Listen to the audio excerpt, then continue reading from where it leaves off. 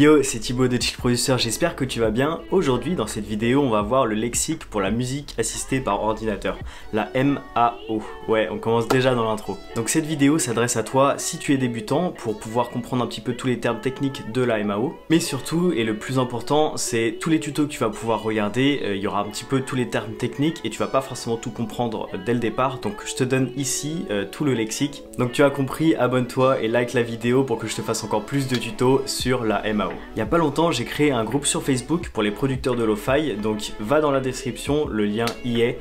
Et moi, je t'invite tout simplement à le rejoindre, comme ça on pourra être une communauté assez soudée de producteurs en lo-fi et c'est vraiment ce que j'espère par la suite. Donc maintenant, c'est parti pour le lexique du producteur niveau 1.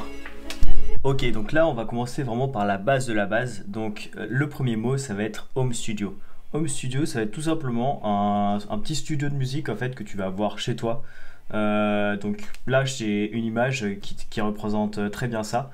Bon là le mec a un petit peu plus de matos, mais tu peux avoir tout simplement comme moi un setup vraiment minimaliste avec des enceintes, un casque, une carte son et un ordi. D'ailleurs tu peux même avoir juste un ordi et un casque et ça suffira largement pour le début. Donc le Home Studio, voilà ce que c'est aussi simple que ça. Ensuite tu as le DAW, donc c'est pour Digital Audio Workstation. Donc c'est tout simplement un séquenceur, et un séquenceur ça va être un endroit, un logiciel où tu vas pouvoir mettre tous tes sons, où tu vas pouvoir tout arranger, tu vas pouvoir mettre tes percussions, tu vas pouvoir mettre tes instruments dans la timeline là, et après tu auras pas mal d'autres choses que tu vas pouvoir faire, mais ça après je te renvoie vers mes autres tutos pour voir un petit peu comment faire de la production. Le sample ça va être un échantillon audio, donc je te montre ce que c'est. Par exemple là je suis dans ce qu'on appelle des banques de samples, donc c'est tout simplement des fichiers avec plein de fichiers audio comme des musiques, sauf que là ça va être juste des courts extraits de musique ou de percussions ou autre. Donc on va en écouter un par exemple.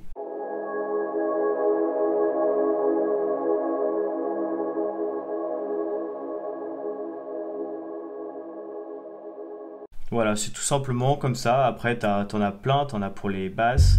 Donc là, tu peux entendre si tu as un casque ou si tu as des enceintes assez fidèles, parce que c'est assez bas en fréquence. Donc un plugin, ça va être ou bien un synthétiseur, ou bien un instrument, ou bien un effet qui va agir sur ta musique. Donc tout simplement, les instruments, ça va être des instruments qui vont être virtuels. Donc tu vas pouvoir jouer par exemple du piano de manière virtuelle sur ton ordinateur, ou alors des synthétiseurs que tu vas pouvoir moduler, que tu vas pouvoir transformer.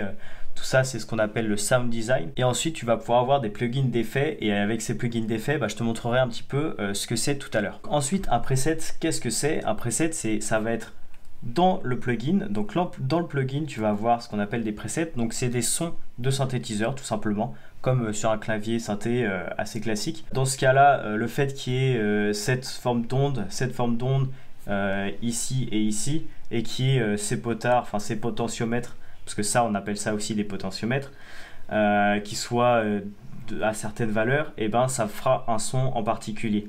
Et ce son, ce sera du coup un preset. Ce que tu peux avoir sur internet, tu peux avoir des packs de presets. Donc tu vas télécharger tout un pack, tout un fichier avec plein de presets et que tu vas installer sur un plugin. Ensuite le MIDI, qu'est-ce que c'est? Ça va être donc le fait de jouer avec un synthétiseur externe, un contrôleur en fait MIDI, ce qu'on appelle, avec donc un pad, avec plein de différents instruments qui vont être assez particuliers, et aussi tout simplement des claviers. Et tous ces claviers-là, en fait, vu qu'eux-mêmes ils génèrent pas de son, ils vont être connectés à ton ordi et ils vont générer ce qu'on appelle un signal MIDI. Donc c'est tout simplement un signal informatique qui va générer des notes dans ton DAW, dans ton logiciel. Donc ça c'est plutôt pour ce qui est instrument externe. Et après ce qu'on a, c'est ce qu'on appelle les notes MIDI. Donc en fait tu verras, en tout cas dans Ableton, c'est écrit comme ça. Donc tu as toutes les notes en MIDI qui font une certaine mélodie. Donc je vais te montrer un exemple rapidement. Donc là par exemple tu vois j'ai dessiné plusieurs notes et on va écouter ce que ça rend.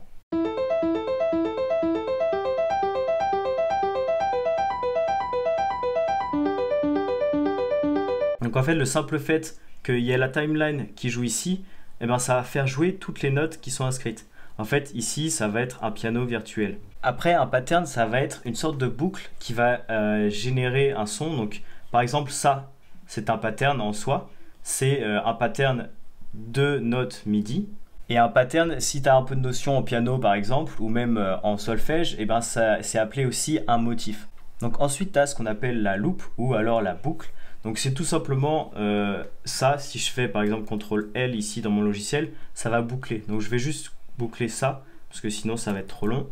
Mais par exemple, on va écouter. Voilà, en fait, c'est juste que c'est une boucle, ça joue en boucle. C'est aussi simple que ça. Et ce que tu as aussi dans les boucles, ça va être des samples. Donc là, je suis dans mes samples. Je vais aller là-dedans, par exemple. Je vais aller, tu vois, dans drums et percussions, loops. Tac, et par exemple, je vais en placer une ici. Je vais enlever ça parce que ce sera peut-être pas terrible. Donc on écoute. Pareil, c'est loopé, enfin du coup c'est bouclé, mais on peut dire loopé aussi, juste ici, donc on écoute.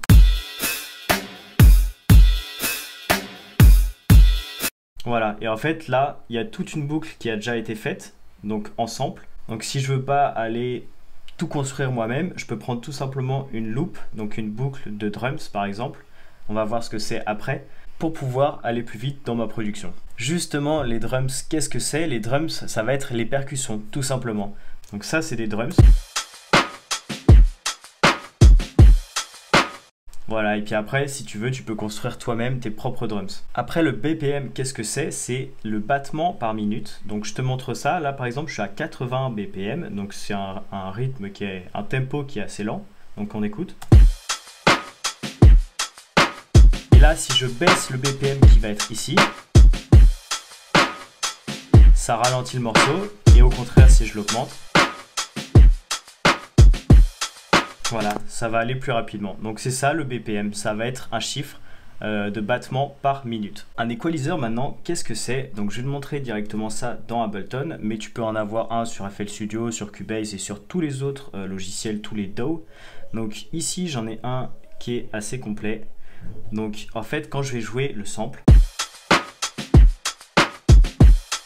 en fait ça va être au niveau des fréquences. Les fréquences, normalement tu dois savoir ce que c'est. Et tu as donc des fréquences qui sont basses, des fréquences qui sont hautes et des fréquences qui sont moyennes. Bon, en vérité, il y en a un peu plus que ça. C'est un peu plus complexe, mais pour la base, il faut que tu saches que ça.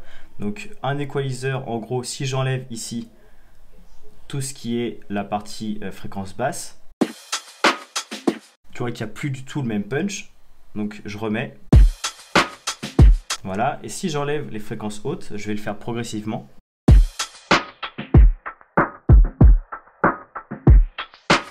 Ben, ça va faire un effet de filtre. Et donc après, tu as plein d'autres choses qui sont assez complexes dans un equalizer, mais je préfère ne pas trop t'induire en erreur pour l'instant. Mais en gros, là, je peux enlever aussi les fréquences moyennes. Donc on va écouter ce que ça rend.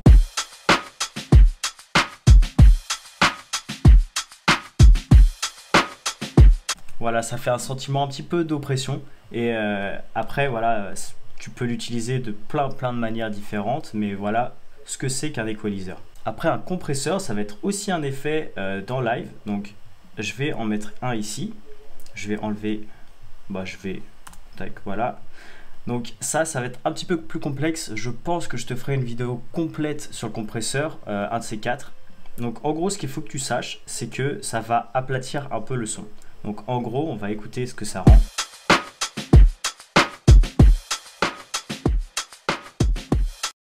En gros, là, ce qu'il fait, c'est que tout ce qui va être au-dessus ici, tout ce qui est là, eh ben, il va l'écraser avec un certain ratio et du coup, ça va être au même niveau. Donc, au lieu d'avoir ça comme fréquence, parce qu'en fait, enfin pas en fréquence, mais en volume, donc tu vois très bien que ça, en volume, c'est assez haut et ça, ici, c'est assez bas.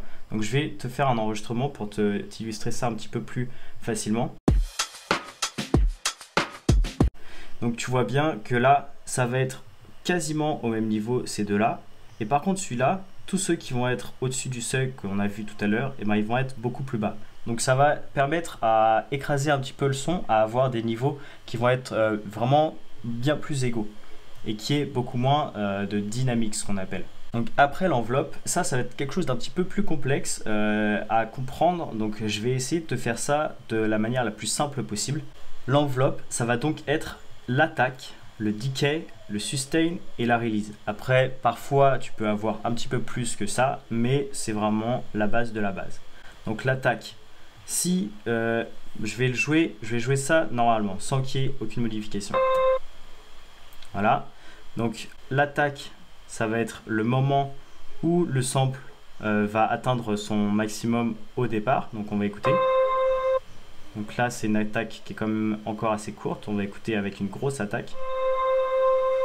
Tu vois que il est un peu plus progressif. Et là, si vraiment je mets une grosse attaque,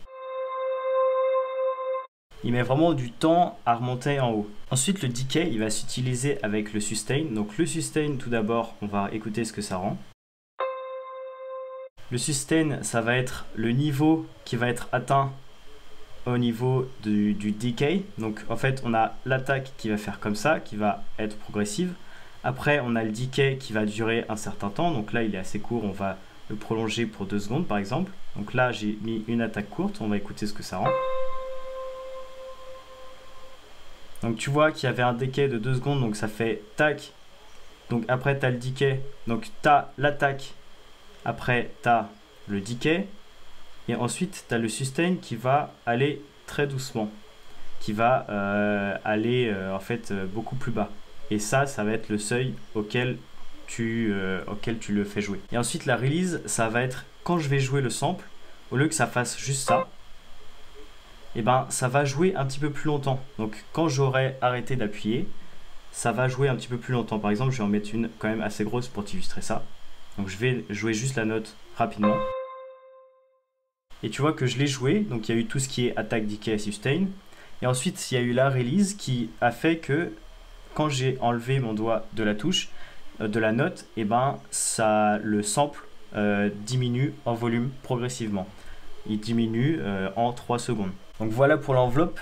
Peut-être que je te ferai encore un tuto un peu plus complet parce que c'est quelque chose qui est pas si simple que ça à aborder. Mais j'espère que tu l'auras compris. Si t'as pas compris, laisse-moi en commentaire ta question parce que j'y répondrai et puis ça m'aidera aussi à faire peut-être un tuto un petit peu meilleur sur l'enveloppe. Après ça, tu as dans les effets de base le delay. Donc on va écouter ce que ça rend. On va garder le même sample, on va enlever toute l'enveloppe. Voilà, toute l'enveloppe qu'on a modifiée. Et je vais aller dans mes effets et je vais prendre un effet de delay. Donc on va écouter ce que ça rend. Donc je vais le jouer une fois. Tu vois, ça va faire une sorte d'écho. Donc tu as bien entendu que quand je le mets sur 2 là, ça va faire tin tin tin tin tin. Ça va répéter le son, mais du coup ça va l'atténuer en plus. Donc là, si je mets un feedback par exemple qui est assez gros, après je vais pas te montrer tout ça, mais c'est pour t'illustrer un petit peu, et ben je vais l'entendre encore plus. Et ça va vraiment se répéter tout le temps. Donc je le joue.